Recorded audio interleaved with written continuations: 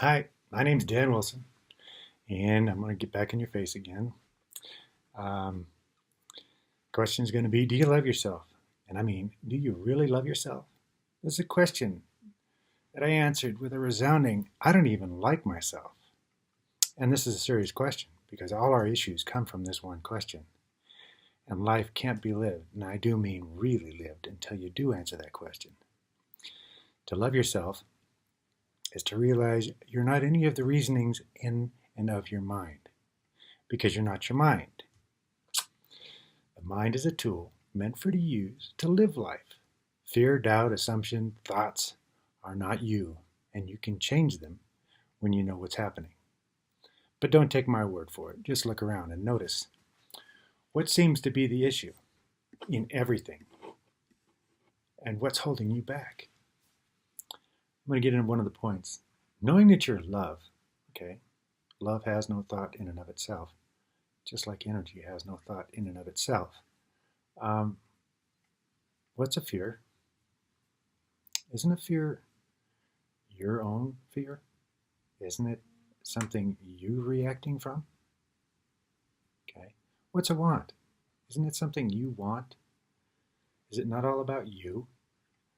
And judgment. Whose judgments are they? Are they yours? Are they based self-centeredly, like want and fear?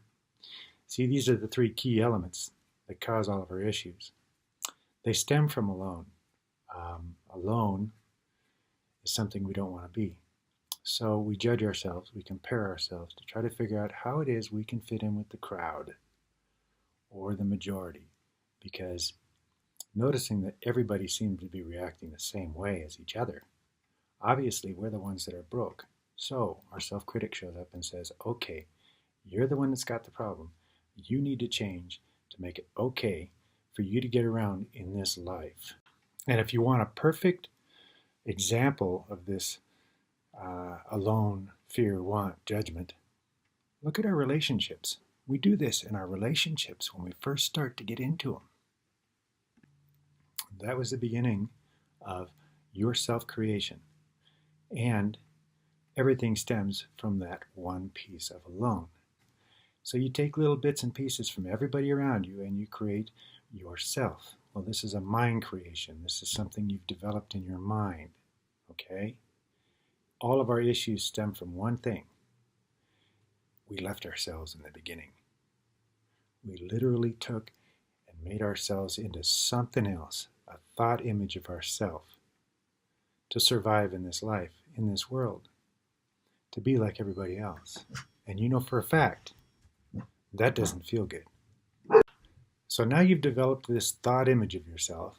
It started off from being alone. You don't want to be alone. You want to try to fit in with everybody around you. You want to try to fit in with this group. You want to have the approval of your parents. You want to have the approval of your siblings. You get envious of your parents when they give more attention to a sibling than they do to you. And don't take me wrong, I'm not saying this is a bad thing. I'm saying this is the beginning of the separation from you. Because your essence is love. You are pure energy.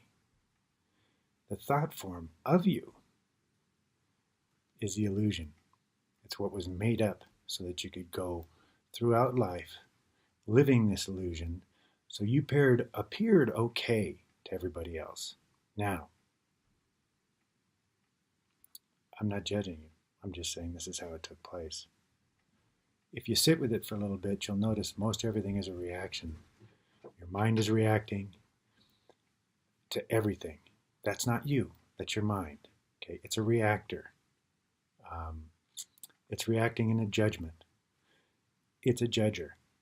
It's either yes or no, right or wrong, good or bad. All of this stuff comes from the mind's reasoning.